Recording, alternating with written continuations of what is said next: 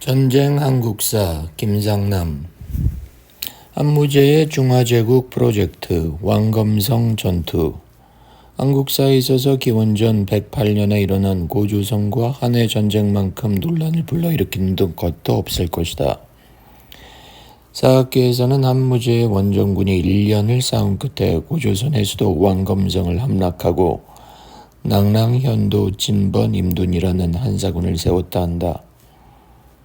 하지만 이 문제에 대해 제야사학자들은 다른 견해를 가지고 있다. 기원전 109에서 108년 고조선과 한 사이에 있었던 전쟁의 성격은 자국의 생존 권력을 완성하려는 중국의 통일 왕조와 동아시아 강국 간의 싸움이다. 중국 왕조들은 중원을 하나의 정권 아래 통일시킨 다음 주변 세력을 제압해 중국의 영향권에 두는 정책을 추진해왔다. 중국 통일왕조와 주변 강국 간의 전쟁은 한무제 때부터 시작되었다. 서한의 3대 황제인 경제와 4대 황제 문제의 선정으로 기반을 다진 한은 7대 무제 유철에 이르러 주변 세력을 제압하고 중화세계 질서를 구축했다. 유철은 황제 자리에 오른 직후인 137년 노박덕, 양복, 정탄, 하뢰 장군과 월치의 의후로 하여금 남월을 섬멸케 하고 동월까지 멸망시켰다. 민월 세력이 정리되자 한무제는 흉노와 전면전을 했다. 기원전 134년 시작된 흉노와의 싸움은 일진일퇴를 거듭하며 진전을 보이지 않았다. 기원전 121년 명장 곽거병이 하서 정벌에 나서 흉노의 혼사홍과 휴도왕을 무찌르고 서역 국가까지 항복시키자 전세는 한쪽으로 기울었다. 기원전 119년 위청과 곽거병이 몽골에 위치한 흉노 선우르의 본영을 격파하자 흉노는 타격을 받고 약화됐다. 남쪽의 민호를 제압하고 서역국가 항복을 받아내는 것은 물론 흉노까지 꺾은 한무제는 고조선으로 눈을 돌렸다. 한무제는 기병 10만과 보병 수십만을 동원했던 흉노전 때와 달리 좌장군 순체가 이끄는 5만 군사와 양복이 이끄는 수군 7천을 합쳐 5만 7천으로 공격했다. 고조선과 한해 전쟁은 장기 포위전이 아니었다. 현재까지의 연구의 대부분이 한사군 문제에 집중된 나머지 전투에 대해 잘 밝히지 않았다. 전쟁의 전개 상황을 설명하기에 앞서 전쟁 원인을 바라봐야 한다. 왕검성 전투의 배경은 고조선이 한반도와 중원 간의 무역을 독점한 것에 대한 불만에서 비롯되었다고 한다. 한은 기원전 128년 창해군을 설치할 때도 고조선과 충돌이 있었고 사기 곽거병 열전에도 곽거병이 고조선을 정벌했다는 기록이 나온다. 나중에 한무제가 고조선을 공격한 것을 두고 흉노의 왼팔을 끊었다고 한 것을 미루어 당시 흉노와 고조선이 관계를 유지했음을 알 수 있다. 사기 조선전을 보면 한무제가 서파를 보내 조선을 꾸짖었다고 한다. 흉노도 패했으니 고조선도 알아서 기라는 협박을 한 것이다. 왕검성 전투는 고조선의 중개무역 독점에 대한 불만에서 비롯되었다기보다 한무제가 추진하고 있는 중화세계 질서 구축의 일환으로 시작된 것이다. 하지만 고조선은 협상의 여지도 없는 한무제의 협박성 요구를 거부했다. 비왕으로 하여금 한해 사신 서파를 전송케 한다. 서파는 국경인 폐수에 도착하자 마부로 가장한 무사를 지켜 비왕을 죽이고 폐수를 건너 도망쳤다. 만약 서파가 우거왕의 결정에 대해 앙심을 품고 비왕을 죽였다면 그는 국가 간의 위기를 조성한 죄로 벌을 받았을 것이다. 하지만 한무제는 벌을 내리기는커녕 요동도위라는 벼슬을 주었다. 한편 비왕이 암살당한 것에 대해 분노를 느끼던 고조선은 서파가 부임한다는 정보를 입수하자 폐수를 건너 서파를 죽이고 요동 일부를 점령했다. 그러므로 한무제가 핑계를 갖게 된 것이다. 침략의 빌미를 제공하게 된 것이다. 비록 한무제의 계략 때문이기는 하지만 고조선군은 요동을 공격하여 요동도위로 부임한 서파를 죽였다. 한무제는 고조선군의 공격 소식을 듣자 순채와 양복의 수군에게 공격 명령을 내렸다. 기록에 따르면 이때 고조선을 침공한 한의 육군은 죄수들이었다. 중국사에서 죄인을 군인으로 활용한 예는 많이 있다. 이해가 진해, 창수, 장안이 죄수부대를 이끌어 진승과 오광, 반란을 진압한 것이다. 당시 장안은 죄수들에게 반란군 1명씩만 죽이면 사면해주겠다고 했다. 자칫 혼감에 의하면 당시 한무제가 동원한 군대는 죽을 죄를 지은 죄수들로 사형수들이다. 한무제도 진의 장안과 마찬가지로 공을 세우면 사면시켜준다는 미끼로 동원했던 것이다. 한무제는 순채의 육군에게 국경지대인 폐수로 향하게 하고 양복수군에게는 발해를 건너 왕검성을 공격하게 했다. 양면 포위 전법을 쓴 것이다. 하지만 이런 계획은 요동지역의 일선 보병지휘관이었던 다에 의해 어긋난다.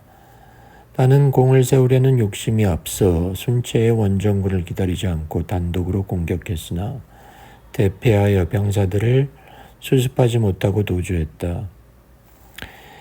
고조선군은 뒤이어 도착한 순채 본군 5만과 맞서 싸웠다.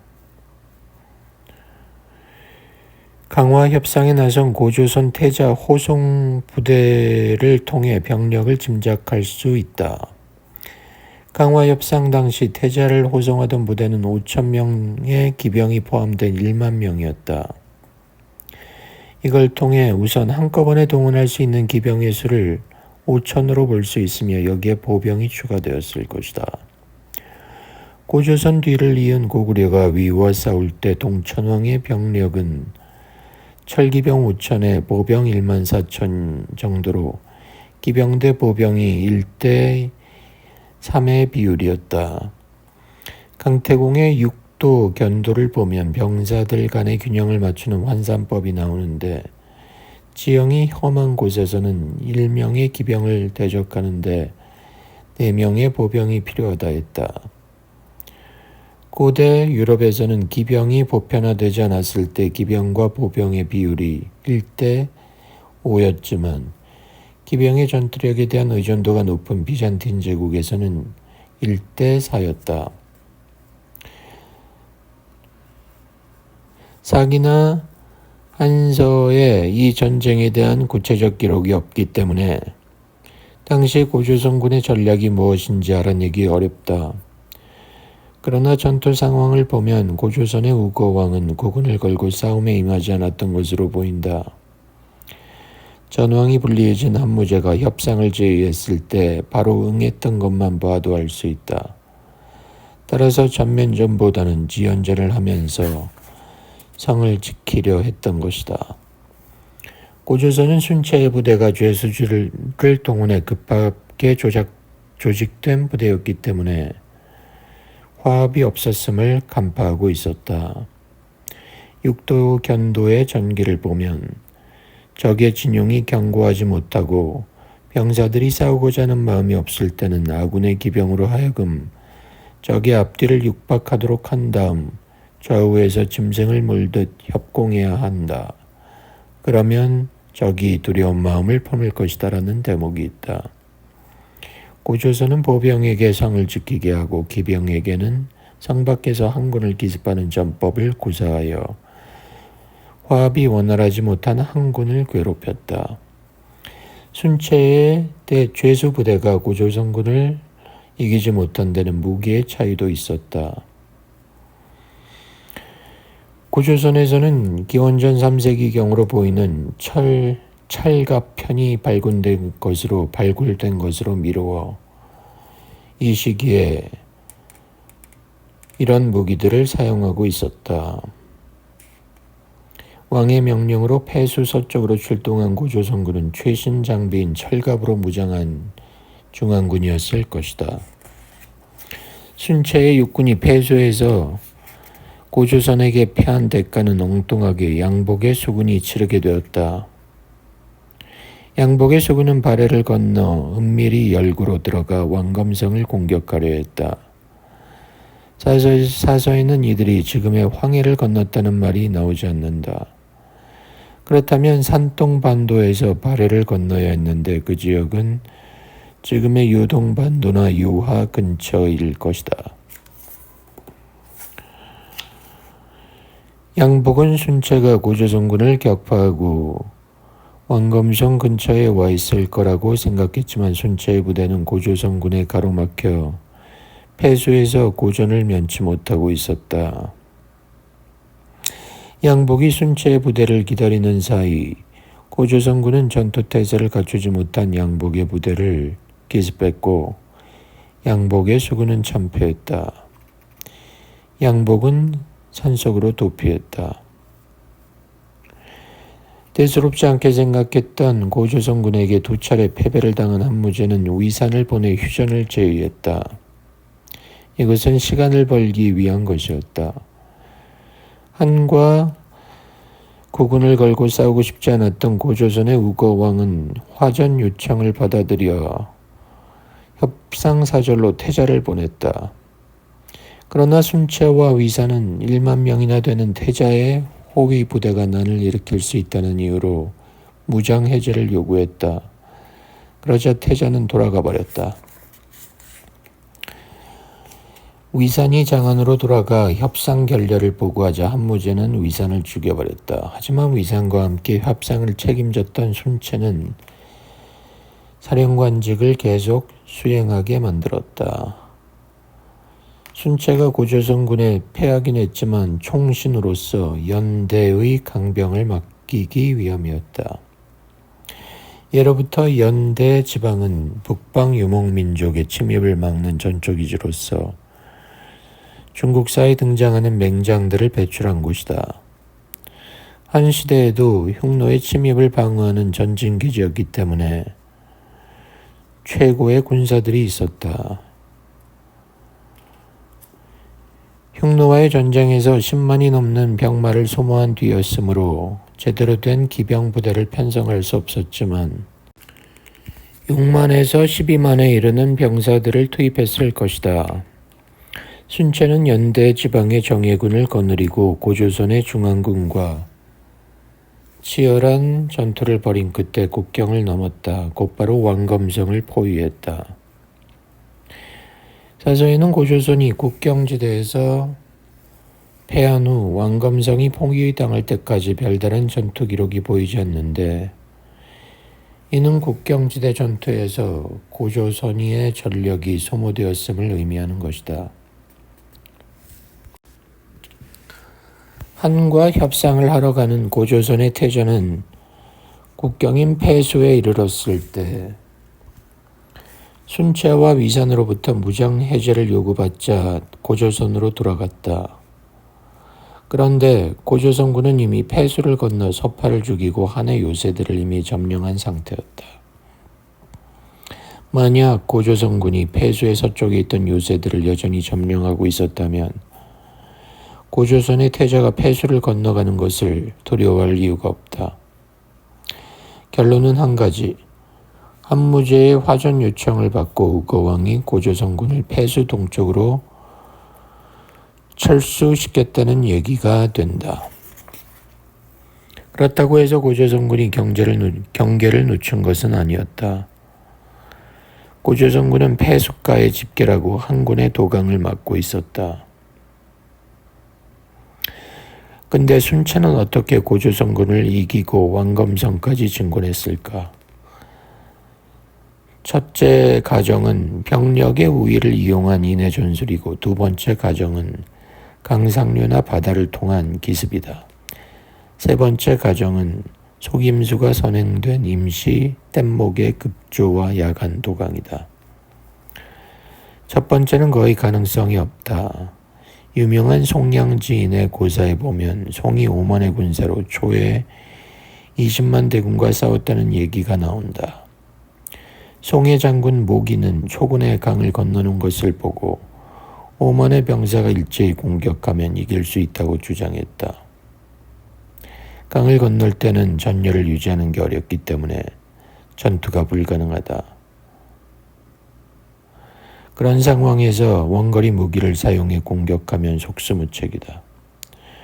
그런데 기록을 보면 패스과에서 고조선군을 이긴 순체의 부대가 전진해서 왕검성을 포위했다고 되어 있다. 고조선군과의 싸움에서 전력 소모가 상당했다면 있을 수 없는 말이다. 세 번째 경우도 마찬가지다. 우선 수만 명이 일시에 강을 건널 수 있을 정도의 뗏목을 만들 수 없다. 순체는 공성무기 부족으로 왕검성을 쉽게 공격하지 못하고 있으며 지방 세력들의 공격을 막아내야 했다. 전쟁 초반에 호되게 당했던 양복은 싸우려고도 하지 않았고 협상을 통해 전쟁이 끝나기를 기다리고 있었다. 그러나 순체는 고조선의 지방 세력의 공격을 막아낸 뒤 왕검성을 공격했다. 순체의 공격에 고조선의 지도부는 분열되었다. 결국 불리한 조건을 감수하고라도 한해 항복하고 사직을 유지하는 것이 유일한 길이라는 결정을 내렸다. 고조선은 공격에 적극적이지 않던 양복에게 사절을 보내 항복 의사를 보냈다. 양복은 고조선의 항복을 받아내면 실수를 만회할 수 있다 생각했다. 그래서 순체와 합동작전에 참여하지 않고 협상에 들어갔다. 이러한 소식을 전해 들은 순체도 항복을 종용했으나 이미 그의 술책에 속은 적이 있는 고조선은 그 제의를 무시했다. 이런 과정에서 순체와 양복은 사이가 나빠졌다.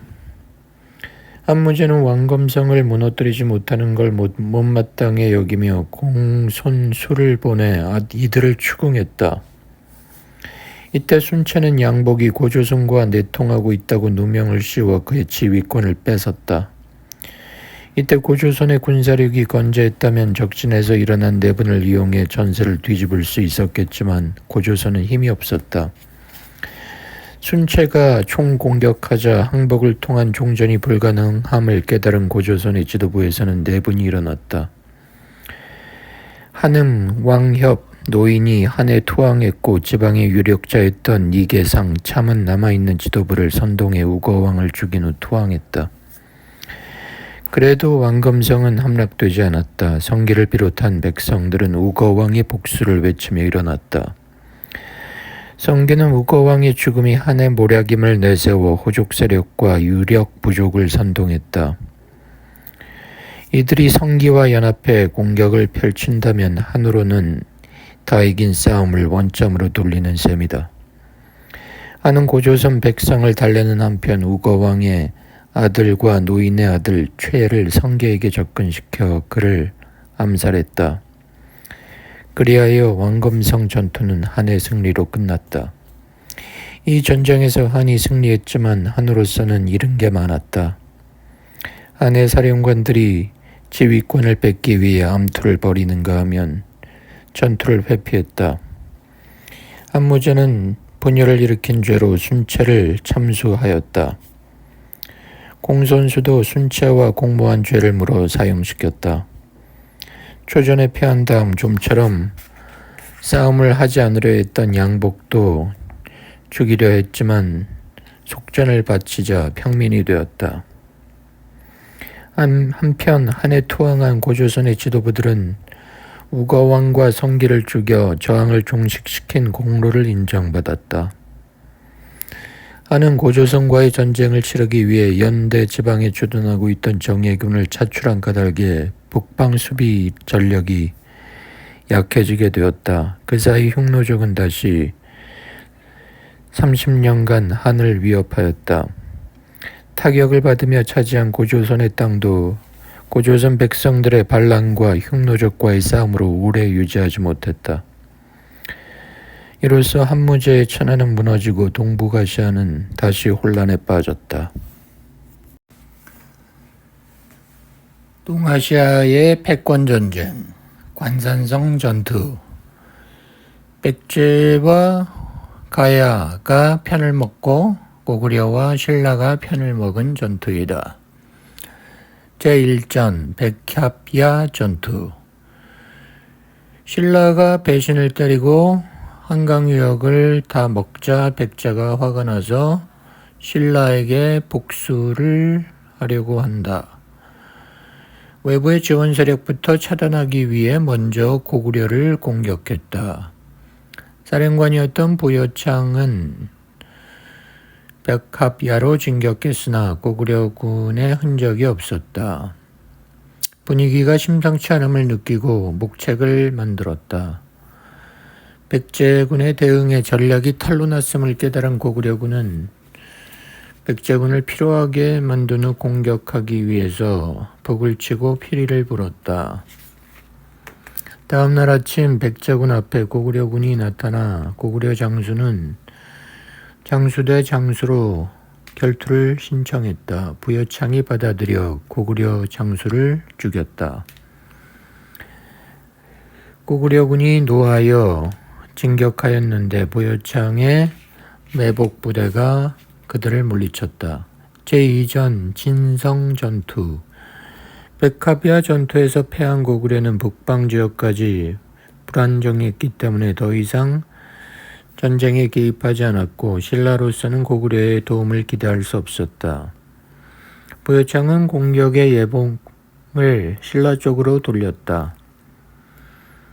부여창의 원정에는 석연치 않은 점이 있다. 백제가 신라와 고구려를 공격한 이유는 한강 하류인 서울 경기를 되찾기 위해서였으나 부여창은 한강 유역을 공격하는 대신 관산성 현재의 충청북도 옥천 지방으로 진격했다.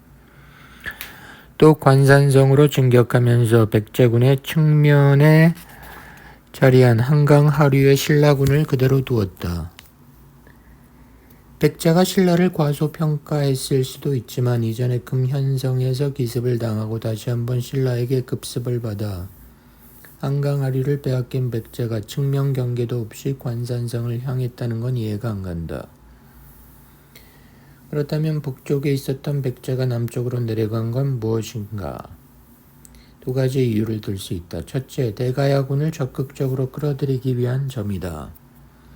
당시 신라는 대가야 영토 근처에 전초기지를 세우고 대가야를 압박하고 있었다. 그러자 대가야는 백제에게 신라군을 물리쳐주는 조건으로 지원을 약속했고 백제의 힘을 빌어 금관가야의 영토까지 흡수하겠다는 생각을 했던 것이다. 외왕이 보낸 용병단이 도착하면서 연합군은 대군을 이루었다. 이렇게 해서 형성된 백제 대가야 외연합군은 진성, 지금의 경상남도 산청을 공격했다. 부여창은 병력의 우위를 앞세워 진성을 1차 공격했지만 실패로 돌아갔고 연합군은 전략을 바꾸어 불화살 공격을 시도했다. 때마침 불어준 바람은 화살이 성벽 너머로 날아갈 수 있게 해주었다. 성 안에서 불이 발생하자 연합군은 공격했다. 결국 수비 병력이 분산된 신라의 진성은 함락되었다. 이때 연합군이 생포한 백성 수가 3만 9천 명, 말이 8천 필이나 되었다. 진성은 규모가 상당히 큰 성이었던 것으로 보인다. 그리하여 대가야를 위협했던 신라의 전진기지는 초토화되었다. 3전 관산성의 비극. 두 번째 이유는 부여창의 위위구조 전략에서 찾을 수 있다. 위위구조는 병법 36개 중 2개에 해당하는 것으로 위를 에워싸서 조를 구한다는 말이다.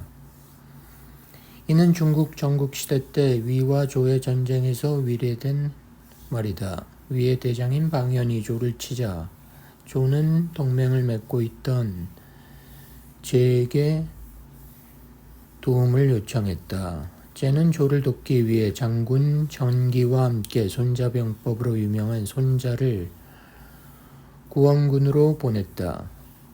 전기는 곧바로 위군과 싸우려 하지만 손자는 위의 주력 부대가 조를 치고 있으니 수비가 허술한 수도 대량을 공격하자고 했다. 제의 군대가 대량을 공격하자 위의 군대는 도성을 지키기 위해 공격을 중단하고 회군했다. 그러자 손자는 그들이 돌아오는 길목인 계릉의 군사를 매복시켜 위군을 습격해 전멸시켰다. 위위구조란 적의 주력 부대와 싸우지 않고 약점을 공격해 주력 부대를 유인해 기습하는 것이다. 부여창은 한강 유역에서 고구려군과 싸워 승리함으로써 신라의 이목을 경기 지역으로 집중시킨 다음 허를 찔러 남쪽의 진성에서 신라군을 격파했다.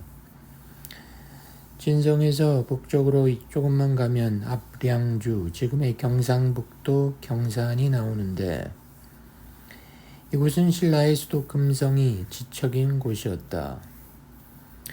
대부분의 군사력을 새로 얻은 영토를 수비하는 데 투입했던 신라로는 수도에 대한 방비가 허술했다.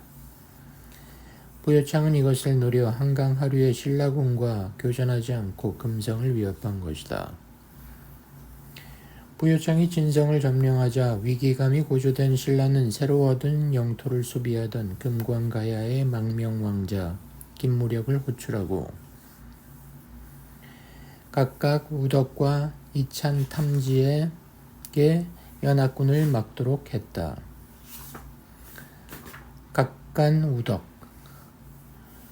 각간 우덕과 이찬 탐지에게 연합군을 막도록 했다. 각간은 현재의 수상에 해당하는 자리고 이찬은 2등관으로 장차관급이다. 이때 부여창은 관산성에서 기다리고 있다가 우덕과 탐지의 신라군을 공격했다. 신라군은 대패해 삼년산성 방향으로 갔다. 이어서 부여창은 관산성을 함락한 뒤 김무력의 부대가 나타나기를 기다렸다. 하지만 운명의 신은 신라 편이었다. 거의 승리를 이끌었던 부여창은 계속된 전투로 쓰러졌다. 백제의 성왕은 아들이 진중에서 누웠다는 소식을 전해 듣자 50여 명의 수행 병력만을 거느리고 관산성으로 향했다. 하지만 성왕의 은밀한 어행이 화를 자초했다. 성왕의 행렬이 관산성 근처에 이르렀을 때 김무력의 척후병에게 들킨 것이다. 김무력은 삼년산성의 비장인 고관도도에게 성왕을 공격하게 했다. 성왕이 전사하고 만다. 성왕을 죽인 신라군은 연합군의 진영 앞에서 성왕의 머리를 창끝에 꿰어 흔들며 욕설을 퍼부었다. 신라가 성왕의 목을 경주 북청의 뜰에 묻어놓고 병사들에게 그 위를 밟고 다니게 했다고 한다. 정신이 혼미한 상태에서 부왕의 목이 모욕당하는 광경을 본 부여창은 이성을 잃었다. 부여창은 미친 듯 달려들었다. 유인책에 말려들었다. 신라군은 서화천과 금천천이 만나는 곳으로 백제군을 유인한다. 백제군이 냇가에 몰려있을 때 근처의 계곡과 구릉대에 매복하던 신라군이 백제군을 포위했다. 김무력은 기병을 부여창에게 돌진시켜 싸움을 끝내려 했지만 부여창에게는 축자국조라는 강궁의 명수가 있었다. 그는 화살을 쏘아서 기병의 선봉을 죽였다. 축자국조의 활약으로 부여창은 빠져나올 수 있었다. 공사들은 1분에 12발을 쏘는 속사를 할 수 있었다. 이 전투에서 연합군은 3만에 가까운 병사를 잃었다. 사령관급인 좌평도 4명이나 죽었다. 한 번의 전투로 백제의 고토 회복을 위한 전투는 끝났다. 국사책에는 관산성 대전에서 백제군이 우길승천하는 신라군에 맞아 패배한 것으로 되어 있다. 그리고 이 전투를 신라 백제 사이의 국지전으로 기록한다. 그러나 관산성 전투는 고구려 백제 신라 대가야 외 등 5나라가 3년 동안 격돌한 대전이었다. 여파는 엄청났다. 금관가야의 영토를 차지하려 했던 대과야는 병력을 잃고 8년 뒤에 신라의 침공을 받아 멸망된다. 백제도 타격을 입었다. 위덕왕으로 즉위한 부여창은 부왕을 죽게 했다는 죄책감에 시달렸다. 그 후 군사 행동에 적극 나서지 않았다. 고구려도 북방과 대치하고 있었기 때문에 신라가 경기 지역을 벗어나 원산, 함흥, 함경 북도까지 와도 손을 쓸 수 없었다. 신라가 경기와 강원 지역으로 물러나긴 했지만 경기 지역을 확보함으로써 바다 건너의 중원 세력과 접촉할 수 있는 길을 열게 되었다. 또 대가야 출신의 철 기술자들과 한강 지역의 농업 생산력은 소백산맥 이남의 약세를 면치 못했던 신라에게 힘을 주었다. 중원의 패자, 수나라의 멸망, 살수대첩. 우리나라 역사상 가장 통쾌한 승리가 살수대첩이다. 고구려와 수 사이에는 589년에서 614년까지 4차례 전쟁이 있었다. 612년에 일어난 살수대첩은 이 중 2번째 전쟁 중에 벌어진 전투다. 이때 수양제는 113만 명이라는 대병력을 이끌고 직접 고구려의 원정길에 올랐다. 588년 수가 중국을 통일하기 위해 마지막 남은 남조 왕조였던 진을 공격할 때 동원했던 병력이 50만이었다는 점을 감안하면 고구려 원정이 얼마나 컸는지 알 수 있다. 수양제가 고구려 원정을 위해 준비했던 것은 병력만이 아니었다. 정벌 시작 5년 전인 607년부터 신무기를 개발했다. 그것은 엘리베이터처럼 움직이며 그 위에서 성안을 내려다 볼 수 있게 한 소차와 성벽에 접근해 땅을 파는 전호피차, 돌을 날리는 발석차 등등이다. 수양제가 이렇게 공성무기를 개발하는 데 주력했던 까닭은 고구려의 요동성이 난공불락의 요새였기 때문이다. 수차례 전쟁을 겪으면서도 굳건했던 요동성은 수의 2차 고구려 원정을 맞아 위기에 처한다. 전면 공격을 감행한 수군의 요동성 함락 작전. 수의 군대는 전쟁 초반부터 전면 공격을 펼쳤다. 회원진을 선택해 공격했다. 그러나 오래전부터 이곳의 중요성을 인식하던 고구려군이 수군의 공격을 예상하고 있었다. 전면 공격으로 승리 거둔 예는 많지 않다. 전투에 있어 대부분 승리는 기습 공격이나 측면 공격이다. 회원진 앞에 도달한 수군은 과감하게 도하 작전을 펼쳤으나 강을 건너는 데 필요한 부교가 없었다. 이에 수군은 부교를 만드느라 사흘의 시간을 소모했다. 도하를 시도하던 수군은 부교 근처에서 막혔다. 이때 고구려군의 공격이 시작되었다. 수군은 무방비 상태로 빗발치는 화살을 맞고 죽음을 당했다. 이 전투에서 장군 전사웅, 맹차를 비롯한 일군사령관 맥철 장가까지 전사하는 손실을 입었다. 그러나 1차 도하 작전에서 피해를 입은 수군은 굴하지 않고 후속 부대를 기다렸다가 20일 후 대군을 이끌고 다시 공격했다. 고구려군은 요하 방어선을 내어주고 퇴각했다. 수양제는 요동성으로 갔다. 고구려군은 이들의 접근을 막기 위해 성 주변에 마름새를 뿌렸다. 수군의 공성무기를 파괴하는 데 역점을 두었다. 공성무기들은 요동성에서 날아오는 돌에 맞아 파괴되었다. 중차와 화차를 몰고 진격하던 수군은 마름새에 발이 찔렸다. 양측의 치열한 공방전은 한 달 넘게 계속되었다. 수군의 평양 공략 작전. 전쟁은 빨리 끝내는 게 상책이다. 전쟁이란 인간이 만들어낸 가장 큰 소비 행위이기 때문이다. 요동성 함락이 어려워지자 수양제는 다른 작전을 구사했다. 수양제는 강남 토벌과 중원 통일에 절대적 역할을 한 전술가였다. 수양제는 단문진의 유언을 기억했다. 좌 제6군사령관으로 있었던 단문진은 유화에 도착하기 직전 진중에서 병사에게 다음과 같이 말했다. 고구려는 술책이 변화무쌍하니 행복을 제의할 경우 쉽사리 이를 받아들이지 마십시오.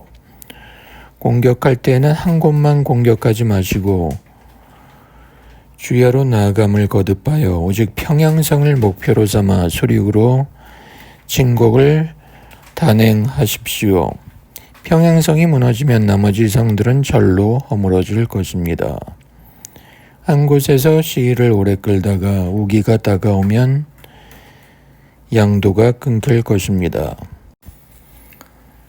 수양제는 단문진의 간언을 받아들여 여름 장마철이 시작되기 전에 평양성을 공격해 고구려 왕의 항복을 받아낸다는 계획을 세웠다. 그리하여 24군 중 정예병인 부병으로 구성된 제9군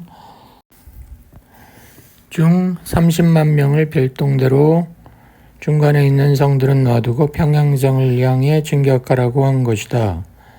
부병 군단은 대릉하 하류에 주둔하고 있었기 때문에 많은 전투를 치르지 않아 전투력이 양호한 상태였다. 수양제는 이들에게 보급선 유지에 따르는 부담을 최소화하려고 각각 100일치 식량에 해당되는 쌀 3석을 운반하게 하고 장비도 가져가게 했다. 그러나 그것들은 병사들이 지치게 만들었다. 고구려군은 이런 적의 상황을 알고 청야 전술을 폈다. 손자병법에 뛰어난 장수는 미리 이겨놓고 싸운다는 말이 있다. 살수대첩의 승리는 요동에서 평양까지 진군하던 별동대를 상대로 벌인 전투에서 판가름 나 있었다. 고구려군은 별동대의 목표가 평양성임을 알고 있었기 때문에 기습작전을 통해 이들의 공성무기를 없애는 데 주력했다. 수서 우문술 열전에는 오굴성, 봉황성 근처를 지나고 있던 수군이 고구려 기병으로부터 공격을 받았다고 한다. 당시 우중문이 이끈 수군의 일군은 기병 4천, 보병 8천, 치중 8천으로 되어 있었다. 고구려 기병대의 목표물은 전투병이 아닌 치중대를 공격하는 것이었다. 이들은 화살을 날려 적군을 혼란에 퍼뜨린 다음 상대적으로 수비력이 약한 치중부대와 공성무기를 공격했다. 이 싸움에서 우문술은 고구려군을 격퇴시켰으나 공성무기를 잃어버렸다. 수군이 압록강 근처에 다다르자 을지문덕은 그들의 속사정을 알아보기 위해 항복 의사를 밝히며 진영으로 들어갔다. 당시 수군 지휘관들은 요동성으로 회군할 것을 주장하고 있었다. 그러나 수양제로부터 정권을 위임받은 우중문은 진격의 뜻을 세웠다. 우중문은 이미 요동성에서 장군들이 패하는 것을 지켜본 수양제로부터 죽음을 위협받았던 것이다. 을지문덕은 적의 사정을 알아내고 지쳐있는 수군을 효과적으로 유인하기 위한 전략을 폈다. 게릴라전이었다. 고구려군은 지형을 이용해 중간에 현로마다 목책을 세우고 수군의 진군을 가로막았다. 이들은 목책에 의지해 싸웠으나 야전에서는 도끼와 환두대를 휘두르며 수군과 격전을 벌이기도 했다. 그러다가 사상자가 발생하면 기병들의 보호를 받으며 퇴각하거나 영을 불태우고 퇴각한 후 후방에서 대기하고 있던 기병대로 하여금 화살 공격을 하게 하는 방식으로 전투를 했다. 이런 게릴라전을 하루에 7번이나 반복하기도 했다. 수군 지휘관들은 자신들이 육박전에서 차례로 승리를 거두고 있으며 고구려군의 목책경을 빼앗는데도 성공하고 있다고 여기고 진군을 했다.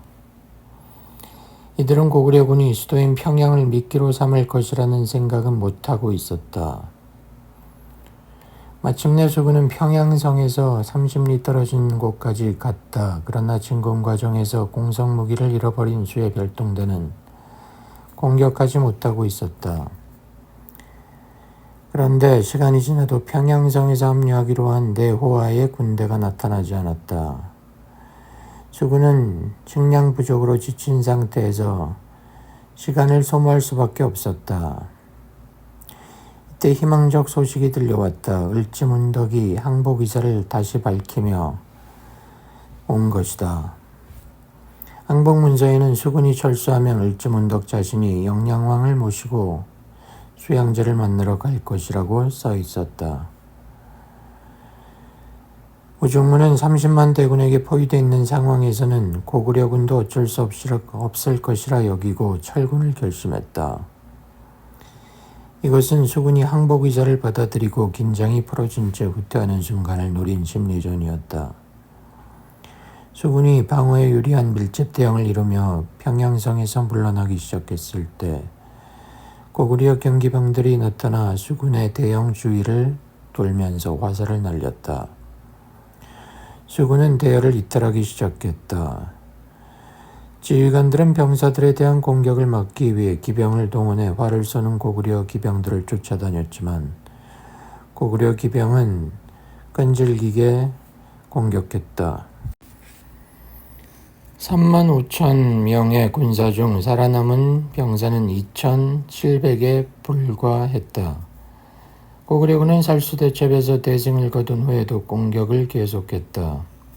살아남은 수군은 수양제가 주둔하던 유동성으로 갔지만 백석산에 이르러 다시 공격을 받았다.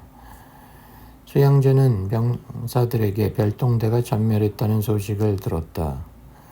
별동대는 정예병들로 편성된 주력 부대였기 때문이다. 게다가 내호와가 이끌던 부대는 행방이 묘연했고 유동성은 그때까지도 함락되지 않았다.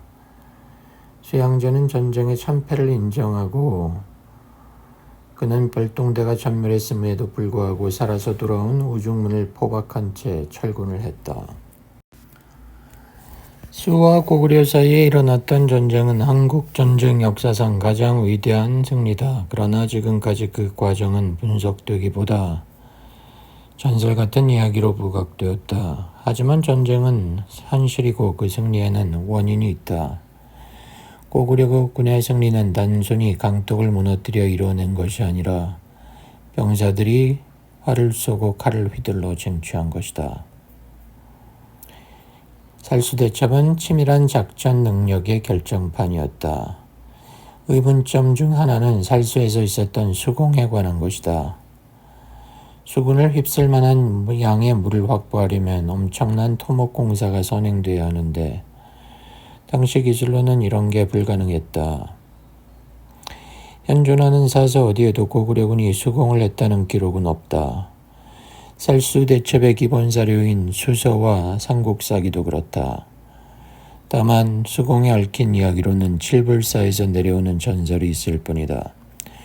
살수에 도착한 수군이 물의 깊이가 얼마 되는지 몰라 망설이고 있을 때 승려 3사람이 나타나 바지만 걷어 올린 채 무릎 높이까지 오는 물을 헤치며 건너갔다. 이를 본 수군은 앞다투어 강을 건넜다. 그러나 이것은 전설일 뿐이다. 두 번째는 행방이 묘연해진 내호와의 수군에 관한 것이다. 고구려 수당 전쟁사를 보면 내호와의 수군은 병력을 대부분 잃고 대동강 근처에 있다가 우중문의 별동군이 패하는 것을 본 후 돌아갔다고 되어 있다. 만약 내호와의 수군에게 남아있는 병력이 있었더라면 대동강 근처에서 우중문의 부대와 합쳤을 것이고 최소한 만나기라도 했을 것이다. 이로 미루어 내호와의 부대는 대동강 근처에서 평양에 대한 위협을 제거하려는 고구려군에 의해 전멸된 것으로 추측된다. 고당 전쟁의 최대 결전 주팔산 전투 645에서 662까지 고구려와 당의 전쟁은 4차례에 걸쳐 발생했고 가장 큰 전쟁이었다.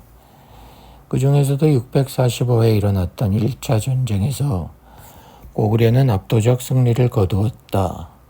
618년 수가 망한 뒤 세워진 당은 고구려와 평화를 유지하려 했으나 626년 당태종 이세민이 집권하면서 상황이 달라졌다. 이세민은 세계를 제패하려는 야심을 가진 인물로 642년에 주위 나라들을 굴복시킨 후 고구려를 침략했다. 고구려는 대규모 병력을 동원했던 수군의 공격을 물리친 동북아의 강자였음에도 당의 무리한 요구를 들어주면서까지 전쟁을 회피하려 하였다. 이에 영계서문은 642년 반란을 일으켜 권력을 잡고 당의 정면으로 맞섰다. 645년 2월 당태종 이세민은 50만의 군대를 이끌고 고구려 친정에 올랐다. 이세민의 목적은 요동 방어망을 신속하게 돌파해 평양성을 함락한 후 고구려를 멸망시키는 것이었다. 그런데 요동 지방을 거쳐 평양으로 가는 길목에는 견고한 성들이 있었다. 특히 요동성은 612년 수양제가 100만 대군을 동원하고도 함락하지 못했던 성이다. 수양제의 고구려 정벌에 참여했던 정원숙은 요동까지는 길이 멀어 군량 수송이 어렵거니와 고구려인들이 성을 잘 지키기 때문에 굴복시킬 수 없을 것이다. 라면서 어려움을 강조했다. 이때 고구려 전술은 청야, 입보, 성 밖의 식량을 없애고 성 안으로 들어가는 농성전이었다. 하지만 고구려군은 전황에 따라 농성전 이외의 야전도 불사했다. 특히 당군이 성 하나를 공략하기 시작하면 다른 병사들이 구원병으로 달려나와 야전을 감행했다. 당군으로서는 주요 축선에 있는 고구려 성들을 하나하나 공격하면서 야전까지 해야 했기 때문에 소모가 만만치 않았다. 쌀수 대첩에서도 지적했듯 전쟁사에서 정면 공격을 통해 승리를 얻어낸 경우는 드물다. 그보다는 기만책과 우회 공격을 통한 기습전이 승리의 관건이다. 당군도 이런 원칙에 충실한 작전을 펼쳐 초반에 기세를 잡았다. 반면 수를 물리친 경험이 있었던 고구려는 전쟁 초반 다소 안이한 생각으로 있었다. 당의 선봉군 요동 도행군은 고구려군의 허를 찔러 회원진으로 진격하는 것처럼 움직이다가 북쪽으로 방향을 바꾸어 통정진을 통해 강을 건넜다. 그리고 그 앞에 있는 현도성을 공격했다. 당군이 멀리 돌아 북쪽에 있는 성으로 쳐들어올 것을 예상하지 못했던 고구려군은 당황했고 현도성은 함락당했다. 현도성을 공격한 당군의 선봉은 연이어 신성을 공격했으나 고구려의 저항에 부딪혀 실패했다. 그러자 목표를 바꾸어 계모성 공격에 나섰다. 이 전투에서 당군의 총관 강화기 전사였지만 결국 계모성을 함락시켰다. 이렇게 선봉군이 요하 동북쪽의 성들을 공략하는 사이 이세민의 본군은 요동성 함락의 과제를 안고 요하를 건너고 있었다. 당군은 가능한 한 빨리 요동 방어선을 뚫고자 했다. 이를 위해서는 요동 지역의 주성인 요동성을 함락해야 한다. 이때에도 당군은 회원진을 통하지 않고 난코스로 유명한 요택을 선택해 고구려군을 당황하게 만들었다. 우회 작전으로 요하를 건넌 이세민 본군은 재빨리 이세적의 선봉군과 합세해 대대적으로 요동성을 공격했다. 고구려군은 치열하게 항전했으나 결국 요동성이 빼앗겼다. 요동성을 함락함으로써 주요 공격 축선을 확보한 당군은 고구려 내지로 연결되는 천산산맥을 넘어 봉황성을 공격하려 했다. 이들은 평양성까지 갈 것을 목표로 삼았기 때문에 본군의 대부분이 함께 움직였다. 그러나 당군은 천산산맥 중턱에 위치한 공장령에서 고돌발을 비롯한 무명의 고구려 장수들이 이끄는 부대에게 공격을 당해 좌절되었다. 당군의 대부분이 요동성과 안시성에 몰려있게 되었는데 후방의 위협을 제거하기 위해 백암성을 공격했다. 그리고 다시 요동방어선을 없애는 것으로 전략을 수정한 다음 안시성을 공격했다. 유인책에 걸려든 고연수. 주필산 전투는 그동안 요동성 전투나 안시성 전투에 가려 주목받지 못했지만 고구려와 당 사이에 벌어졌던 전투 중 최대 결전이었다. 이 전투에서 고구려는 역사상 단일 출동군으로는 최대인 15만 명을 동원하여 당군을 무찔렀다. 공장령에서 당군을 저지해 전장의 범위를 요동방어선으로 한정시키는 데 성공한 고구려군은 당의 본군을 격파하고자 했다. 이에 영계서문은 고정의에게 15만 대군을 내주어 안시성으로 향하게 하였다. 고구려군은 요동성에 있는 요새들을 모루로 삼고 15만 대군을 망치로 삼는 모루와 망치 작전을 펼쳤다. 한편 고정희는 광범한 첩보 활동을 펼쳐 당군의 규모와 주력군의 위치를 알아냈다. 작전만 잘 세운다면 당군을 섬멸할 수 있는 기회였다. 그러나 작전을 세우기 전에 고연수는 명령을 어기고 선봉대 4만을 이끌고 나갔다. 속전속결로 끝내려 했다. 속전속결에는 소규모 부대로 적군을 유리한 지형으로 유인하고 포위해서 경멸시키는 게 상책이다. 하루빨리 일전을 치르고 싶었던 고연수는 적의 유인책에 걸려든다. 당태종은 돌궐 장군 아사나사이에 1천 기병을 내세워 고연수가 거느린 4만의 선봉대를 공격했다. 그러나 고구려군이 말갈 기병을 앞세워 반격하자 30리 뒤로 후퇴했다. 고연수는 추격했다. 함정에 빠진 줄 몰랐다. 이세민 본군은 포위했다. 1차 전투의 전개.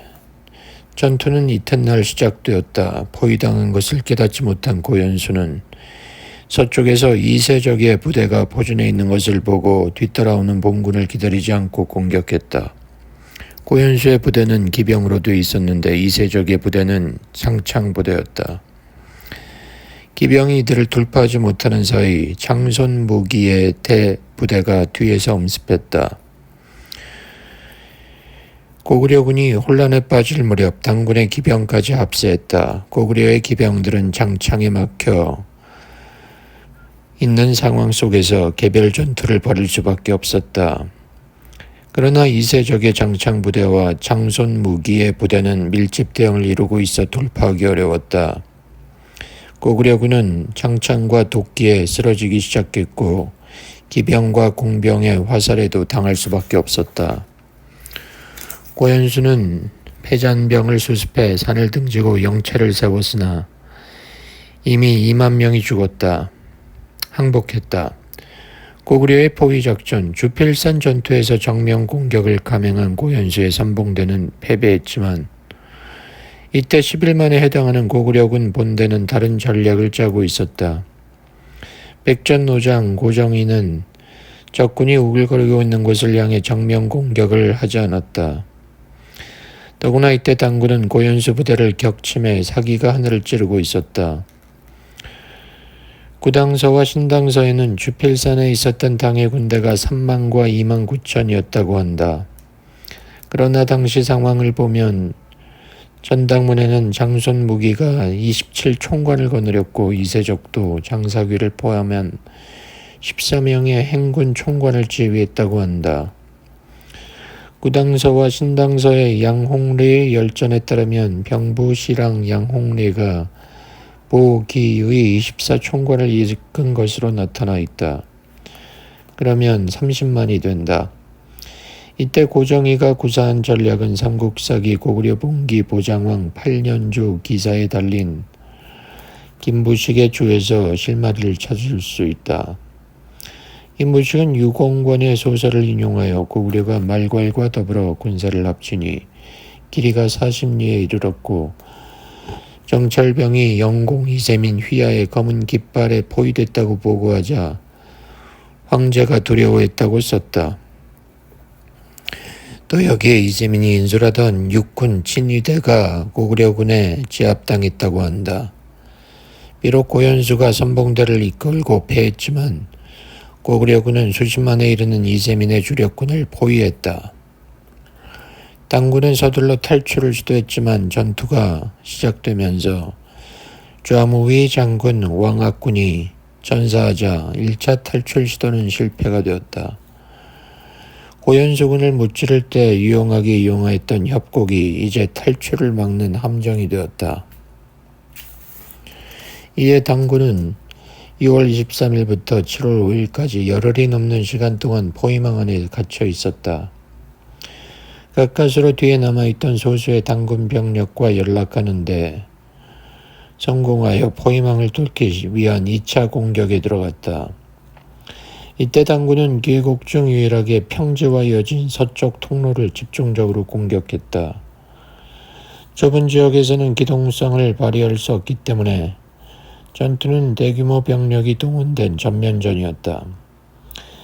상대적으로 병력이 열세했던 고구려군은 포위망을 풀고 천산산맥 쪽으로 철수했다.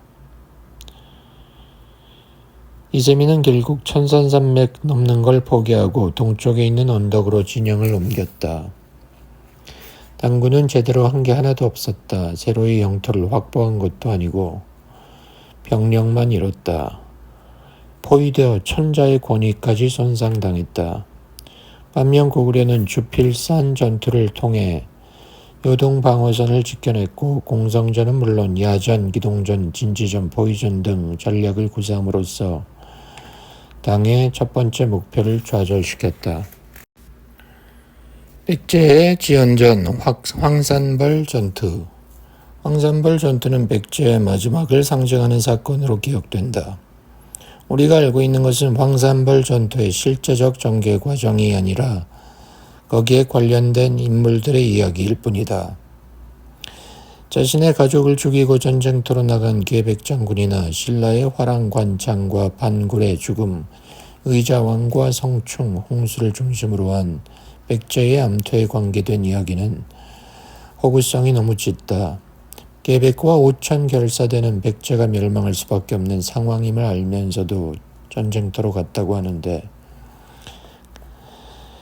이렇듯 황산벌 전투는 하나의 독립적 역사적 사건으로 해석되지 못하고 비운의 백제 망국사를 장식하는 것이었다. 그러나 계백과 오천 결사대는 명분을 위해 전투에 나간 게 아니었고 황산벌 전투로 향할 때는 전쟁의 승리를 점쳐볼 수 있는 주사위를 쥐고 있었다.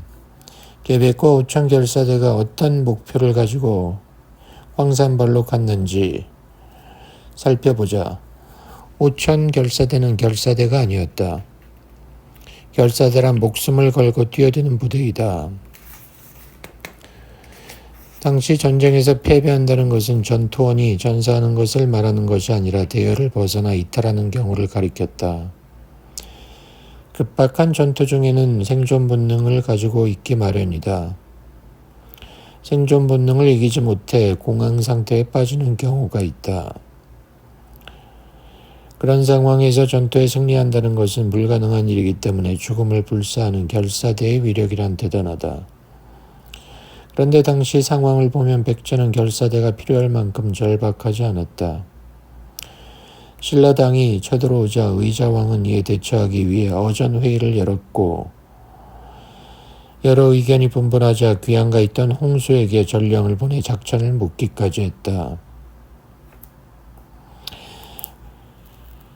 구당서의 소정방 열전에는 소정방이 백제를 공격할 때 먼저 백강구에 올라가 언덕 위에 진을 치고 싸웠다고 한다. 이 싸움에서 소정방군은 백제 군사 수천을 죽이고 이어 사비성에서 20리 떨어진 장소까지 진격하여 1만의 백제군을 죽이거나 잡았다 한다. 여기서 백제군의 전략이 드러난다. 백제군은 나당 연합군을 한꺼번에 상대하지 않고 먼저 주력군을 백강구로 보내 결전하게 했던 것이다. 백제의 전략은 당군과 신라군이 만나지 못하게 한 다음 각계 격파하는 것이었다. 이처럼 백제는 여러 날을 두고 신라와 당의 공격에 대한 대응책을 마련했다. 이런 상황에서 결사대를 보낸다는 건 말이 안 된다. 삼국사기 무열왕 열전에는 계백이 황산벌에서 전사할 때 좌평인 충상과 달솔인 상영을 비롯한 20명가량의 포로를 잡았다 한다. 좌평은 백제 관등 중 높은 일품관으로 1만 이상의 군사를 거느렸고 달솔은 이품관으로 5천의 병력을 지휘했다. 이렇기 때문에 황산벌에 나간 백제군 사령관은 계백이 아니라 충상이 되고 계백은 단위 부대장이 된다. 또 계백의 부대 외에도 같은 품관인 상영이 이끄는 다른 부대가 있었다. 이같이 황산별 전투에 임했던 구성원들은 당시 백제는 2만에 가까운 병력을 전쟁에 동원할 수 있었다. 당시 의자왕이 왕자들에게 일품관 좌평직을 남발하여 좌평이 거느릴 수 있는 군사수가 얼마 되지 않는다 하더라도 황산벌에 나갔던 계백과 그의 5천 군사에게는 또 다른 상관이 있었고 그 밑에 함께 속한 다른 부대도 있었다. 삼국사기 무령왕 봉기를 보면 달솔인 우영이 5천의 군사를 거느리고 고구려의 수곡성을 공격했다는 말이 나온다. 이 당시 달솔은 저마다 독립된 부대를 거느리고 있었던 것이다. 그러므로 계백과 5천 결사대 역시 마지막 전투에서 죽기 위해 만들어진 자살 부대가 아니라 죽음도 두려워하지 않았던 정예부대인 것이다. 실패로 돌아간 백제의 지연작전. 백제의 상황이 절망적인 게 아니고 계백의 부대가 잘 조직된 정예부대였다면 황산벌 전투 성격은 달라진다. 삼국사기 무열왕 봉기에는 당군과 신라군이 만나기로 약조하는 대목이 있는데 백제로서는 이들의 병력이 합치는 것을 막아야 했다. 이에 백제의 수도 사비성에서 편성된 주력군은 백강구에 상륙한 당군과 전투를 벌이고 있었고 충상과 계백, 상령이 이끄는 부대는 그동안 신라군의 진격을 막아내는 역할을 하고 있었다. 이처럼 황산벌 전투는 최후 상황에 벌어진 백제군의 마지막 몸부림이 아니었다. 삼국사기 계백 열전에는 계백이 이끄는 부대가 황산벌로 나아가 세 군데의 목책을 세우고 신라군과 대치했다고 한다. 계백이 맡은 임무는 시간을 끌어 신라군과 당군을 만나지 못하게 하는 것이다. 그러나 신라 당의 연합군은 곧바로 백제의 왕성을 치는 기습작전을 벌였다. 그래서 백제는 실패한다. 이는 백제가 멸망한 뒤에도 수많은 군사들이 흑치상지나 부여복신, 도침 등의 부흥군에 가담하여 싸웠다는 것으로 알 수 있다. 흑치상지 봉기에 가담한 성의 수는 200이다. 어느 전투에서는 부흥군 1만 명이 사망했다 한다. 이들은 졸지에 수도가 함락되자 나라를 잃게 됐지만 신라와 당군에 저항했다. 수뇌부를 일거에 격파하는 작전을 군사적 용어로 Decapitation Strike, 참수 공격이라 한다. 훗날 발해가 거란에게 망했던 과정도 비슷하다. 거란의 야유라 보기는 전면전을 피하고 상경 용천부를 직공해 발해왕 대인선의 항복을 받았다. 그러나 이후에도 발해의 지방군은 향후 200년 동안 발해 부흥군이 봉기했다. 대규모 부대가 격돌한 황산벌 전투에 참여한 병력을 보면 백제군은 계백이 이끈 부대 5,000명인데 비해 신라 김유신 부대는 5만으로 10배의 차이가 났다. 백제의 군사는 좌평 충상과 2명의 달솔 계백과 상령에 의해 세 군데로 갈라져 싸움을 벌였는데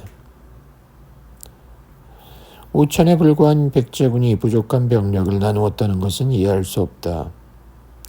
계백이 5천을 거느린 데에는 의심의 여지가 없다. 그렇다면 계백의 상관인 충상과 같은 직급인 상령 또한 이에 상응하는 병력이 있었을 것이고 백제군은 최소 1만 5천은 되었을 것이다. 황산벌 일대 군장리에는 백제의 방령들이 신라군을 쫓았다고 하는 전설이 있는데 방령은 전국 주요 거점에 설치한 군사 행정단위 방에서 그 지역을 통치한 장이다.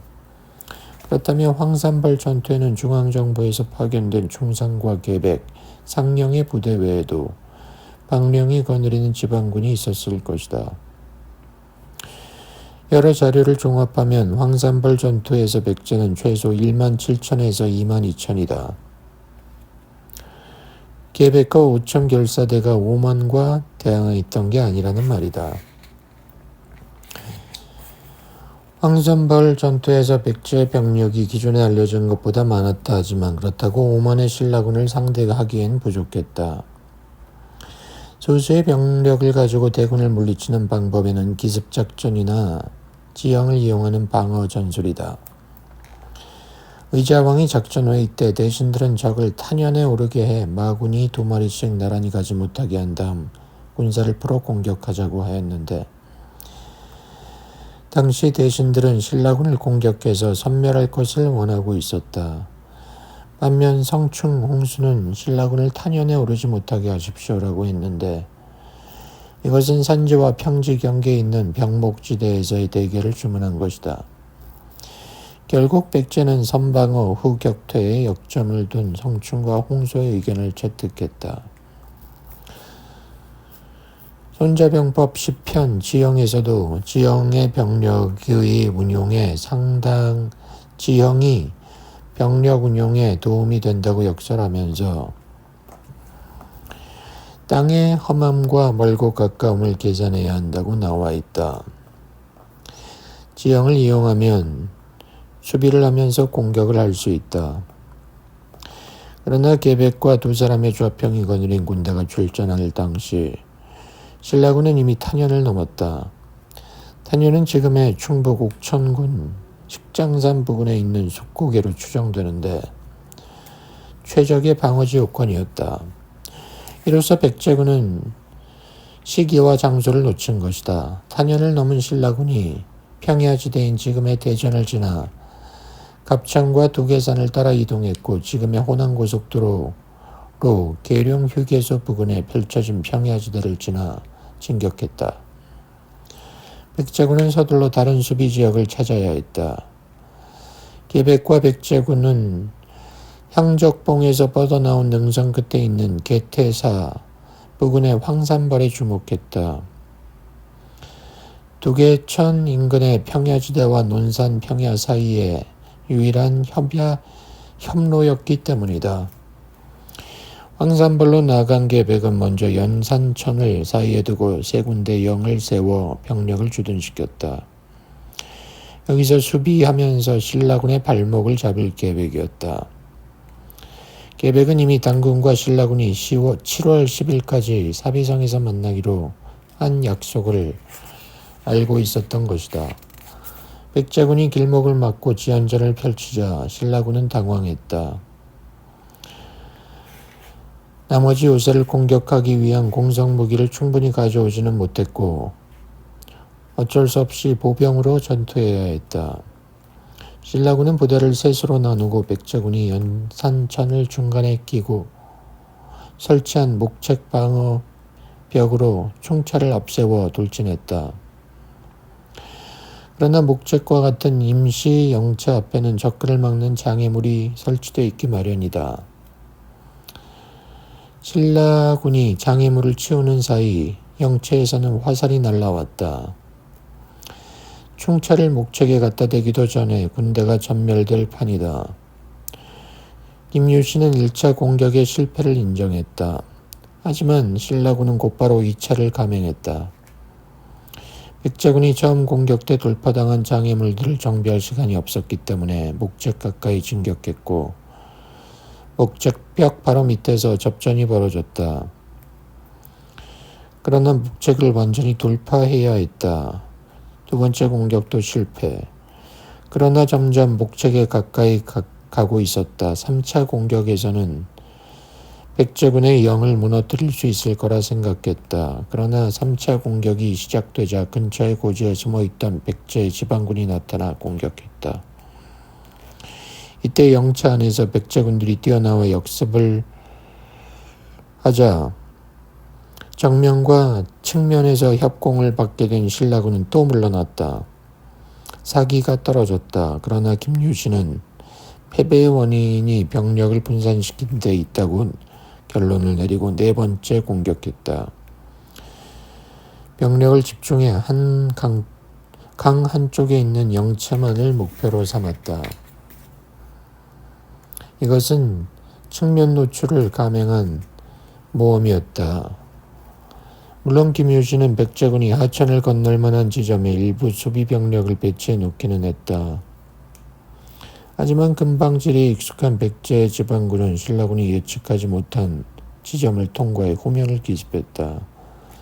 다시 신라군은 동요하고 백제군이 역습했다. 이에 신라군은 도망갔다. 네 번의 연이은 패배로 신라군은 병력을 잃고 병사들의 사기는 저하되었다. 이때 김유신은 특단의 조치를 내렸다. 화랑들을 이용해 자살 공격을 하게 하는 것이었다. 화랑들을 소부대로 편성해 백제군을 공격하게 했다. 화랑들은 무예를 익혔다고는 하지만 실전 경험이 없는 소년들이었다. 금음순의 아들인 반굴이 속한 소대가 먼저 진격했다 전멸하고 두 번째 소대도 마찬가지다. 이때 김포밀의 아들 관창만 살아서 돌아왔다. 관창은 다시 나가 싸웠다. 이번에는 계백이 직접 나서서 관창을 생포해 그의 머리를 자른 후 시체를 돌려보냈다. 그래도 신라군은 자살 공격을 계속했다. 화랑과 일반 병사들은 계급이 다르고 공감대를 형성할 수 없었기 때문에 반굴과 관창의 죽음이 크게 영향을 주진 못했다. 오히려 신라는 화랑들을 이용해 자살 공격을 하게 함으로써 백제군의 시선을 사로잡은 다음 다른 작전을 펼치려고 한 것이다. 서서히 벌곡천으로 우회하던 신라군은 백제군의 영차 앞에 진영은 그대로 두고 병력의 일부를 후퇴시키는 척하면서 연산천 옆에 있는 구릉지를 넘어갔다. 이것이 계백의 천려 일실이었다. 계백은 신라군이 시간에 촉박한 나머지 정면 공격할 거라고 생각했던 것이다. 백제군은 자살 공격이 멈추고 신라군이 상당한 거리를 돌아가는 동안 많은 시간이 흘러갔음에도 눈앞에 있는 신라군 진영이 움직이지 않는 것을 수상하게 여겼을 뿐 공격에 나서지 않았다.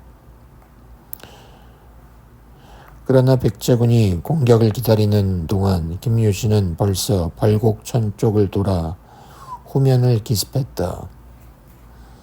기습군과 보조를 맞추어 신라 진영에 남아있던 신라군들까지 뛰쳐나와 공격에 합세했다. 백제군이 쓰러지기 시작했다. 연산천 동쪽에 있던 백제군이 먼저 괴멸당했다. 기습을 당한 충상과 상영 계백은 황급히 황성 방면으로 후퇴했다. 전투는 사실상 끝났다. 신라군이 항복을 종용하자 충상과 상영은 응했지만 계백은 거부했다. 전사했다. 상영과 충상 외에 20명의 장수가 사로잡혔다. 많은 손실을 입긴 했지만 전투는 신라가 이겼다. 신라군이 당군과 만나기로 한 날짜에 사비성에 들어가지 못하자 당의 장군 소정방은 독군 김문영을 처형하려 했다. 이때 신라군은 백제의 지원작전에 밀려 예정보다 늦은 7월 12일에 사비성에 도착했는데 황산벌과 사비성은 바로 지척임에도 3일이 걸린 것이다. 백제는 지원작전으로 신라군을 이틀 동안 묶어놓고 지방군이 오기를 기다렸다. 그러나 기다리는 지방군은 오지 않았고 백제군은 무너지고 말았다. 3원 통일전쟁 1~2천 전투. 우리는 흔히 한민족 통일의 기원으로 신라의 삼국 통일을 떠올리지만 신라의 통일은 진정한 의미의 통일이라고 하기 어렵다. 신라의 통일은 고구려와 당 사이에 일어난 동아시아 패권 전쟁의 부산물일 뿐이다. 때문에 신라는 고구려가 주도하던 동방천하를 재현하지 못하고 당나라의 질서에 종속되었다. 신라는 삼국의 영토를 자국의 영토로 완전히 편입시키지도 못했고 한반도 북쪽에는 부여와 고구려의 계승국임을 자처한 발해가 있었다. 백제와 고구려 유민들 역시 독립성을 유지하고 있었고 그것은 신라가 이들을 정복민으로 대했기 때문이다. 신라 말기 다시 혼란스러운 시기가 오자 유목민들이 일어나 견훤과 공예를 중심으로 뭉쳐 후삼국이 되었다. 혼란한 시기에 등장한 군주들은 모두 천하통일을 꿈꿨다. 이 꿈을 이룬 자는 1~2천 전투에서의 승자이다. 전초전의 패배와 후백제의 분열. 9세기 말 신라 정치가 혼란스러워지자 사방에서 도적과 반란군이 일어났다. 독자적 세력을 형성한 반란군 수장들은 저마다 자신을 장군이라 하며 백제 고구려의 후신임을 자처했다. 시간이 지나며 이들 세력 간의 통폐합이 진행되었고 결과 공야와 견훤이 후 고구려와 후 백제를 세웠다. 폐서 지방, 지금의 황해도와 경기 북부의 유력자였던 왕건은 공예와의 대결을 피하고 그의 신하가 되어 후백제를 상대로 한 싸움에서 공을 세웠다. 공예가 독재로 가자 왕건은 918년 뜻심없는 동지와 공예를 무너뜨리고 고려를 세웠다. 고려를 건국한 왕건에게 신라는 경쟁이 되지 않았다. 고려의 견제 대상은 후백제였다. 고려와 후백제는 통일되기 전까지도 공방전을 되풀이했다. 927년 견훤의 후백제군은 신라를 침공, 경혜왕을 죽이고 수도 금성을 장악했다. 그런데 견훤은 회군 도중 팔공산 근처에서 왕건의 오천과 맞닥뜨렸다. 이때 견훤은 법상종 사찰인 동화사 승려들의 제보로 왕건의 움직임을 간파해 포위 기습작전을 펼쳤다. 여기서 왕건은 신순겸을 잃는다. 이듬해에도 후백제군은 고려의 부곡성을 함락하고 고려군 일천을 참살했다. 929년에는 오천의 중장보병으로 고려의 의성부를 함락하고 왕건의 왼팔이던 장군 홍수를 죽였다. 이때 왕건은 자기의 두 팔을 모두 잃게 되었다면서 울었다. 그러나 고려의 역습도 있었다. 같은 해 7월 견훤은 여세를 몰아 고창을 습격했지만 왕건이 거느린 군대는 후백제군 8천을 격살하고 전세를 만회했다. 두 달 후 9월 견훤은 수군을 동원해 송악의 문턱인 예성강 입구까지 들어와 3일간 머물면서 고려 선박을 100척이나 납포하고 불태웠다. 하지만 고려군도 이듬해 930년 운주에서 백제군을 격파한 다음 웅진 이북 30개 성을 빼앗음으로써 다시 승세를 원점으로 돌렸다. 이렇게 맞설 때 후백제의 조정 내부에서 문제가 있었다. 견훤은 4명의 아들을 두고 있었는데 넷째 아들을 금강을 총애했다. 그러자 신검, 양검, 용검 세 아들은 모사 능환과 공모해 금강을 죽이고 견훤을 폐위시킨 다음 금산사에 가두었다. 견훤은 3개월 뒤 금산사를 탈출해 고려에 투항했다. 이듬해에는 견훤의 사위 박영규도 고려에 투항했다. 왕위를 놓고 내분이 일어난 후백제는 타격을 받았다. 견훤의 투항으로 후백제의 비밀이 전부 노출될 것이었기 때문이다. 설상가상 신라의 경순왕마저 귀순함으로써 후백제는 전방 측면을 모두 포위당했다. 936년 경상북도 선산에서 1~2천에서 결전이 벌어진다. 고려와 후백제군의 구성과 전략. 견훤의 투항과 신라의 몰락은 왕건에게 더 이상 후백제와의 결전을 미룰 이유가 없게 만들었다. 왕건은 신복, 박술희와 태자, 왕모에게 선발대 1만을 이끌고 천안으로 가게 했다. 자기도 군사를 모아 천안에 합류하고 1~2천으로 갔다. 이때 고려의 규모는 87,500이었다. 후백제 신검 역시 이에 맞서 1~2천으로 갔다. 1~2천에 도착한 양국은 먼저 결전을 벼르고 강을 사이에 두고 진을 쳤다. 당시 신라왕이 귀순하는 것을 본 상당수의 호족들이 자진해서 고려 편에 섰다. 그러나 신검은 이것이 일시적 현상이라 여기고 임했다. 여기 주목할 점은 당시 고려군에는 기병이 많았다는 것이다. 왕건이 동원한 87,500 중 49,800이 기병이다. 보병 대 기병 비율이 3:1에서 4:1인데 고려군에서는 기병이 더 많았다. 이거는 정착국가의 군대로서는 드문 편성으로 기동전을 선호했다는 걸 보여준다. 게다가 고려군에는 육검필이 이끄는 9,500의 유목민 출신 기병부대까지 있었다. 왕건은 고려 군대를 약간의 변형이 가미된 오위진 형태로 편성했다.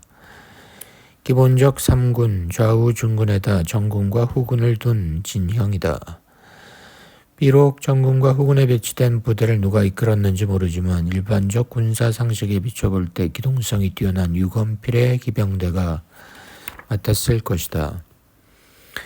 여기에 예비 부대인 공훤의 1만 기병이 중군에 위치한 본군 바로 뒤에 대기함으로써 좌우, 전후, 중에 오위진이 형성되었다.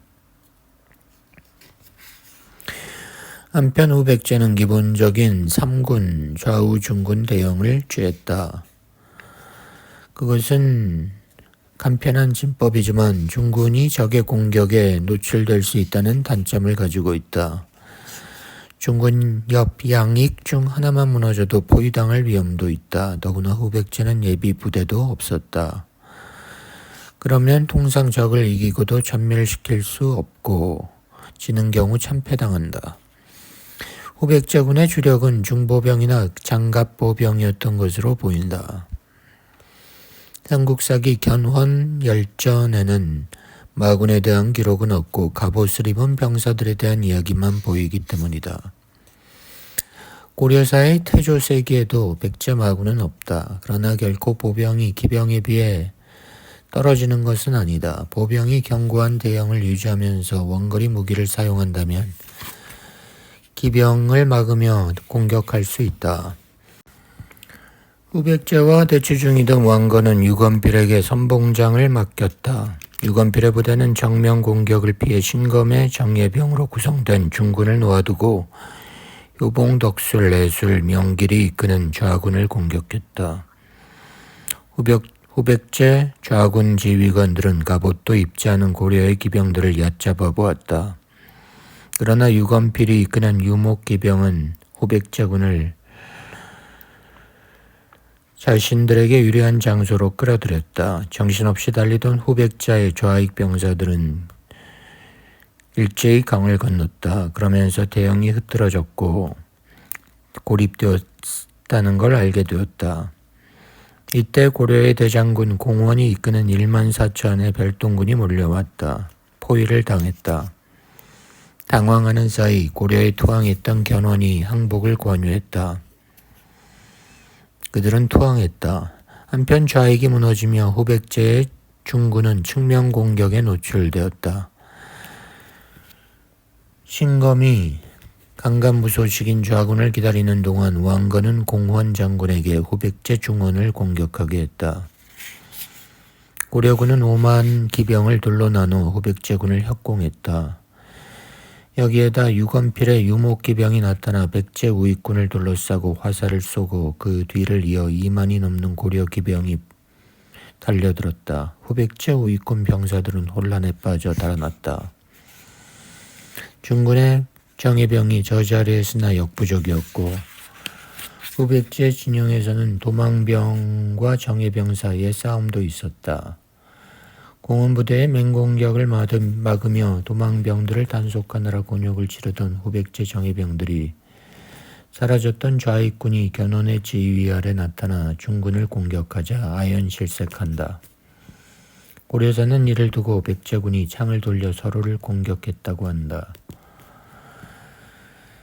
백제군은 당황한다. 고려의 중기병이 추영진을 이루어 후백제 중군의 왼쪽 측면을 공략했다. 추영진은 대야를 송곳 모양으로 만들어 적의 진영을 돌파하는 전술이다. 비록 후백제 정예병이 장갑으로 무장했다고 하나 말을 타고 60km로 달려오는 고려군의 중기병을 당하지 못했다. 중군이 둘로 갈라졌고 고려군 보병들에게 격파당했다. 후백제군은 5,700이 사망했고 3,200이 잡혔다. 우군은 흩어져 도망갔기 때문에 사상자는 중군에서 발생했다. 신검은 전장을 이탈해 황산으로 도망갔다. 1~2천 전투에서 그는 자신의 병력을 동원했으나 참패를 당한 것이다. 신검은 두아우, 양검, 용검과 함께 문무 관료들을 데리고 나와 왕건에게 항복한다. 1~2천 전투는 오랜 전란을 종식시켰다. 고려는 1~2천 전투에서 승리하여 새로운 시대를 열었다. 이 전투를 통해 진정한 통일이 성취되었다. 고려의 삼국 통일은 외세 개입 없이 독립적 세력을 구성하며 일어섰던 유민 집단들이 통합되는 과정을 거쳐 왕건이란 인물을 중심으로 이룩된 것이다. 고려는 1~2천 전투에서 탄생되었다. 방진에 무너진 고구려 기마병 양맥곡 전투. 고구려는 통일제국을 건설한 수화당의 침략을 물리쳤고 여기서 타격을 입은 이들 왕조는 몰락을 걸었다. 그렇다고 고구려가 천하무적은 아니었다. 244년 동천왕이 위의 장수 관구검을 상대로 싸운 양맥곡 전투가 그 중에 하나다. 이 전투에서 동천왕은 초반 승세를 유지 못하고 패하여 환도성까지 당하는 위기에 처했지만 명장 유유가 적장 왕기를 격살하고 반격하면서 위기에서 탈출한다. 역사적 기록에는 자세한 설명이 없다. 다만 동천왕이 개마기병 5천을 이끌고 공격에 나섰다가 18,000을 잃고 패했다고만 전해진다. 그러나 모든 전쟁에는 이유가 있다. 관구검군은 요양에서 출발해 비류수에 당도했다. 이동거리가 멀지 않았기 때문에 병사들에게 체력은 남아있다고 생각한 관구검은 도강을 감행했다. 그러나 동천왕은 위군이 도강을 하는 과정에서 대우가 흐트러지는 순간을 노리고 기습작전을 펼쳤다. 위군은 비류수에서 3천을 잃고 양맥곡을 따라 후퇴했다. 동천왕은 적이 강가와 골짜기를 벗어나 기병에게 유리한 평야로 도망치는 모습을 보고 승리를 확신했다. 다시 3천을 몰살했다. 그러나 전투는 전술에 따라 달라진다. 동천왕이 예상하지 못한 게 있으니 방진전법이었다. 평지에 다다른 관구검군은 장병들을 동원해 방진, 펠렁스나 스파이크 스퀘어를 형성했다. 방진이란 가로, 세로, 대각선으로 늘어놓은 병사의 수가 같도록 사각형 모양으로 진을 만드는 것이다. 1815년 영국군이 워털로에서 나폴레옹군을 패배시킬 때도 방진전법을 사용했다. 나폴레옹의 기병사령관인 네이는 평제에서 이점을 강조하며 황제의 만류에도 갑주 기병을 중심으로 돌격을 감행했다. 이에 영국군은 방진 속에 대포병을 배치해 기병들을 사격했다. 프랑스 기병들은 총검 방진들을 파회하지 못하고 영국군은 방진을 유지하여 프랑스를 와해시킨 후 대기하던 기병들로 하여금 주력군을 습격하게 하여 승리한 것이다. 승승장구하며 적을 쫓던 고구려의 철갑기병 제1파는 방진의 맨 앞에 서 있는 병사들의 장창에 가로막힌다. 광구검군의 방진 대열이 전진하면서 고구려 기병들은 장창에 쓰러지거나 건병과 부병에 의해 갑주가 깨졌다. 게마 기병이 적의 보병을 격파하기를 기다리고 있던 고구려군의 본진은 당황한다. 이때 위군은 기병들을 동원해 이긴다. 그렇다면 이런 방진 전법에 맞서 적군을 무찌르는 방법이 없는가? 아무리 견고한 방진이라 해도 침착하게 맞서면 뚫을 수 있다. 로마 군단이 마케도니아와 벌인 전투가 그 예다. 마케도니아의 방진 펠렁스만큼 견고한 전투 대형은 없었다. 이것은 16열로 구성된 방진으로 전투 시 앞에 세 열은 장창을 들고 적의 접근을 막으며 공격했고 뒤의 열들은 비스듬한 각도로 서서 위에서 날아오는 화살과 같은 탄도 무기들을 막아냈다. 알렉산더는 이러한 방진의 견고함과 기병의 기동력을 혼합해 페르시아국을 멸망시켰다. 당시 마케도니아의 방진은 무적이었다. 그러나 이 방진도 결국 로마 군단에 의해 깨진다. 로마군은 방진에 맞서기 위해 어린 병사들로 된 투창병을 내세웠다. 투창은 끝이 무겁기 때문에 방진의 앞대열에서 장창을 사용하더라도 떨어뜨릴 수 없었다. 투창병들은 방진의 앞대열과 중간대열을 흐트러뜨리고 그 사이에 키가 작은 로마군 병들이 56cm 단검을 들고 방진 밑으로 침입해 살상을 하기 시작했다. 이 때문에 마케도니아의 방진은 전투의 처음 단계부터 로마군에게 압도당했다. 로마군은 하나의 통일체가 아니라 소대형과 백인대 등의 작은 부대로 구성된 집합체로 이들의 역할과 간격을 배치해 운용한 전술 덕분에 이긴 것이다. 대상은 다르더라도 동천왕이 위군에게 패했던 것 역시 게마기병의 전투력만 믿고 있었던 자만심에서 비롯됐다. 게마기병을 예비대로 뒤에 배치하고 장창을 앞세워 전진하며 공병들로 하여금 그 뒤를 따르게 했다면 가까운 거리에서 방진을 향해 사격을 할 수 있었을 것이고 비류수에서의 패배로 위축된 위군들의 장창병은 근거리에서 날아오는 화살을 막기 힘들었을 것이다. 이렇게 되면 위군의 방진대원은 흐트러질 것이고 경기병들이 위군의 후방을 공격하면서 중갑기병을 동원한다면 동천왕의 부대는 승리했을 것이다. 고구려 기마병에 무너진 군사강국 가야, 남해안대전. 가야는 한국사에서 논란이 많은 고대 국가다.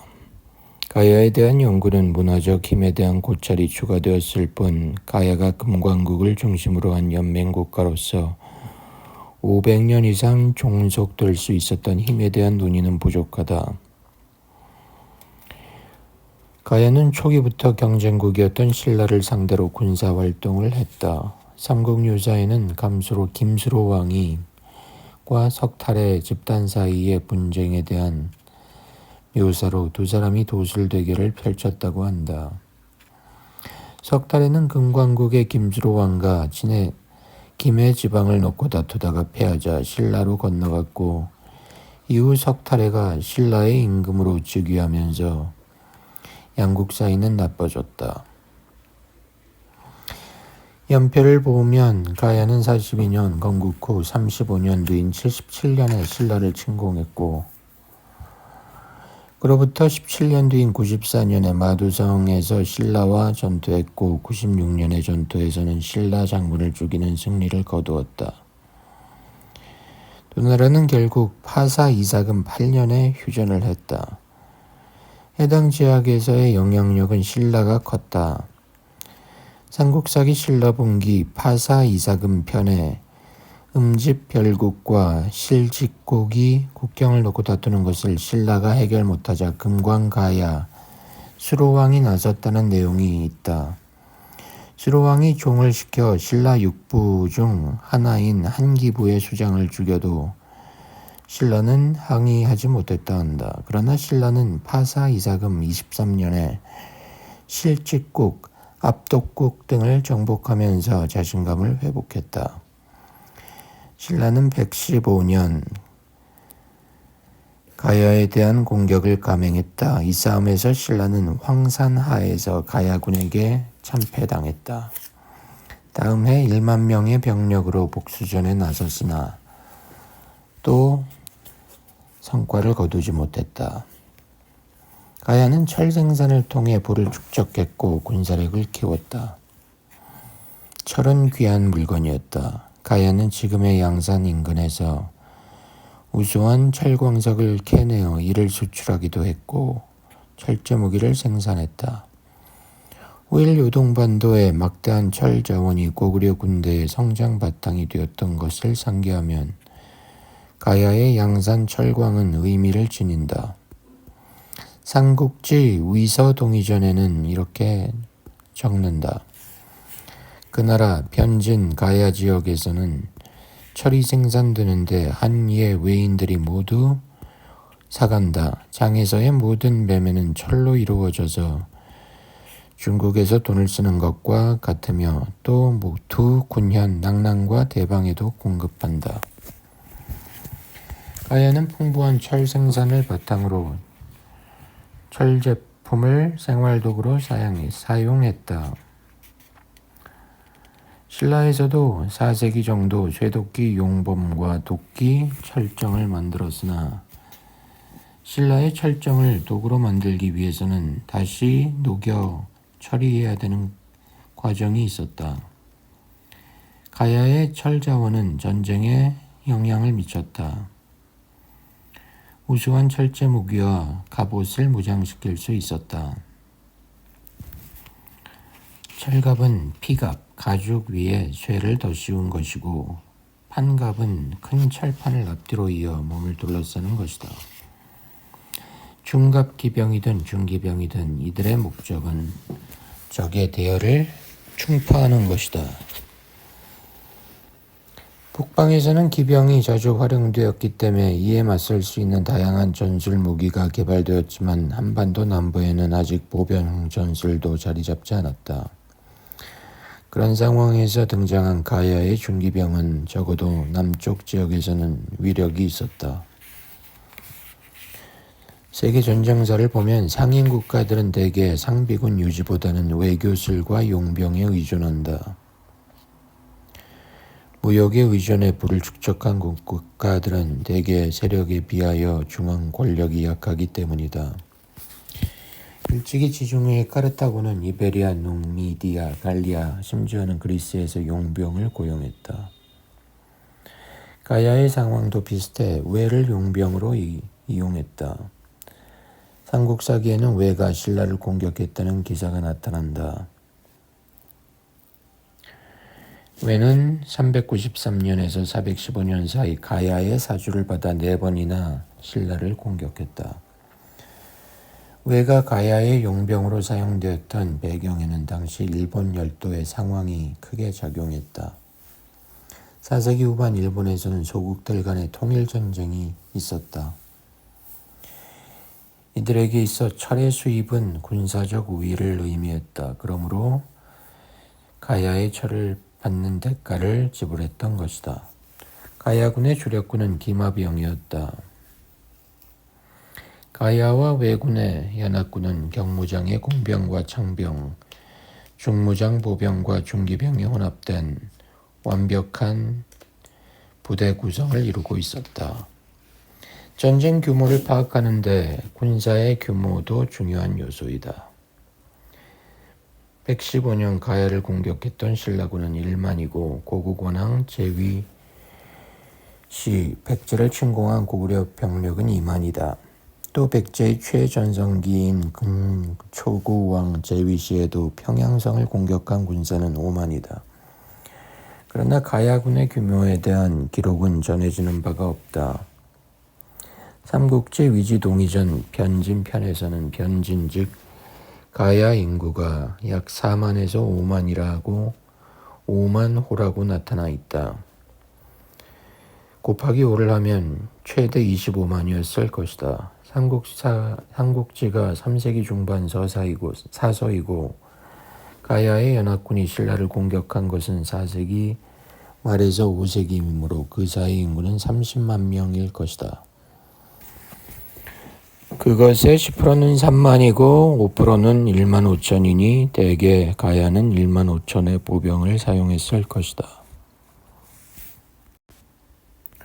여러 해를 두고 신라를 소진시키던 가야는 399년 자국의 군사력에 외의 용병들까지 동원해 신라를 공격했다.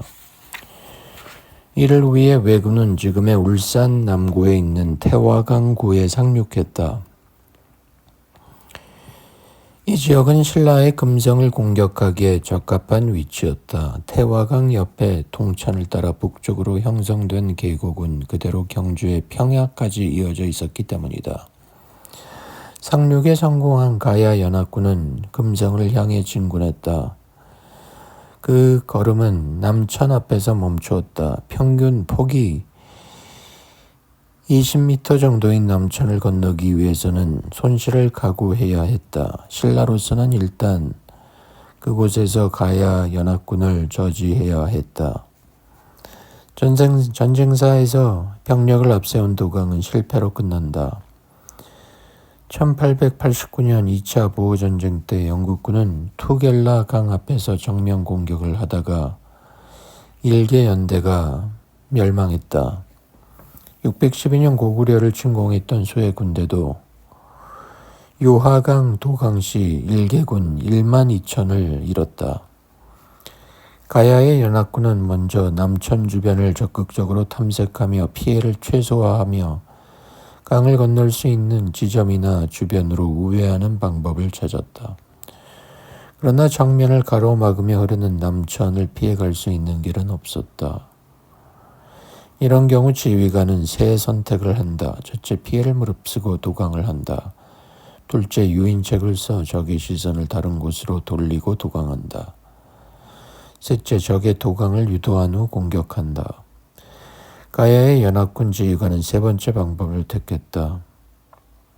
이 방법은 218년 이탈리아를 침공한 한니발이 트리비아 강가에서 로마군을 무찌를 때의 전술이다. 결국 전투는 가야의 승리로 끝난다. 신라는 고구려의 원병을 기다린다. 고구려의 남쪽 전진기지인 남평양에서 지금의 서울까지는 직선거리로 230km이고 다시 서울에서 경주 근방까지는 300km이다. 일반적으로 말의 최대 속도는 시속 80이다. 고구려 중갑기병의 무게 때문에 속도는 떨어졌을 것이다. 이들의 평균 10km의 속도로 하루에 8시간씩 달렸다면 매일 80km 정도 진군하는 것이 가능했겠지만 중간에 산도 통과해야 했기 때문에 경주에 도착하기까지 짧게 잡아도 일주일이 걸렸다. 한편 고구려의 보병은 10일에서 12일 이후 경주 외곽에 도착하여 연합군과 맞닥뜨렸는데 시속 4km 정도의 속도로 하루 10시간씩 행군한 것이다. 고구려의 원군이 진격하는 동안 가야 연합군은 신속하게 경주 중심부까지 진출할 수 있었고 당시에는 아직 나성이 개발되지 않았기 때문에 신라 도성은 거주지역을 성벽으로 둘러싼 형태가 아니라 사방으로 개방되어 있었다. 가야의 연합군은 성을 쉽게 함락할 수 있었다. 당시 일본 열도에는 성이 없었기 때문에 이런 공성 전술은 가야의 것이었다. 마침내 금성을 점령한 가야 외 연합군은 도성을 불태워버릴 기세였다. 신라의 내무랑은 월성에 들어가 겨우 목숨을 부지했다. 이때 연합군 사령관은 실수를 한다. 신라 왕실이 항복도 하지 않은 상태에서 왜군들의 금성 약탈을 용인한 것이다. 다른 고대의 전쟁 경우와 마찬가지로 가야는 외의 용병들에게 참전의 대가로 전리품을 약속했다. 그리하여 고구려군이 경주에 도착했을 때 광경은 가관이었다. 고구려 광개토 왕 미에는 당시 상황을 기록하고 있다. 왜군은 자신들의 욕심을 채우느라 고구려군을 인지하지 못했다.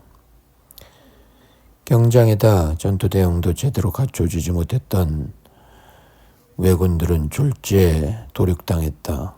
당시 금정은 전투라기보다 인간 사냥이었다. 왜군이 패하자 가야군은 당황했다. 이로써 가야는 연합군의 절반을 잃었다. 고구려 원군의 숫자는 5만이니 남은 1만 5천으로는 대적할 수 없었다. 가야군은 퇴각했다. 고구려는 신라왕을 구출하고 금성을 안정시키기 위해 추격전을 벌이지는 않았다. 가야군은 지금의 김해 지역으로 가 낙동강을 방패 삼아 고구려군을 막아낼 계획을 세웠다. 신라의 도정인 금성까지 진격했다가 고구려 원군에게 패배한 가야는 신라에서 빼앗긴 점령지로 옮겨 다시 결전을 준비했다. 이 전투에서 고구려의 보기 구단과 가야의 중기병이 격돌했다. 기병이 등장한 이래 보병 지휘관들은 이를 무찌르기 위해 애를 써왔다. 이에 따라 방진과 같은 견고한 대형을 만들기도 했고 기병이 접근하기 전에 이들을 저지할 수 있는 장사정 무기를 개발하기도 했다. 그 결과 강력한 활과 노가 탄생했다. 고구려군은 장갑을 꿰뚫기 위해 맥공을 사용했다. 고구려의 활인 맥공의 위력이 어느 정도인지 모르지만 일본 서기에는 관산성 대전에서 백제의 축자국조가 활을 쏘아 신라 기병의 갑옷과 안장, 말을 한 번에 꿰뚫었다는 기록이 있다. 합성공의 인력은 45kg에서 72kg이고 사정거리는 320m이다. 장국의 인력은 약 34kg인데 이를 사용해도 판갑을 뚫는데 문제가 없었다. 고구려군이 나타나자 수백 명의 중기병, 가야기사들은 고구려군 진영을 향해 돌진했다. 그때 그들 앞에 수천 명의 고구려 공병이 나타났다. 중기병은 화살이 판갑옷을 뚫을 수 없다고 생각했다. 그러나 고구려 공병들이 활을 쏘자 모두 쓰러졌다. 가야 중기병들의 최후는 영국과 프랑스의 백년 전쟁 때 일어난 크레시 전투와 아젠쿠르 전투를 연상시킨다. 판갑을 입은 프랑스 기사군은 영국의 장궁병들이 쏘는 화살에 전멸당했다. 석공병들은 장궁병들에게 압도당했다.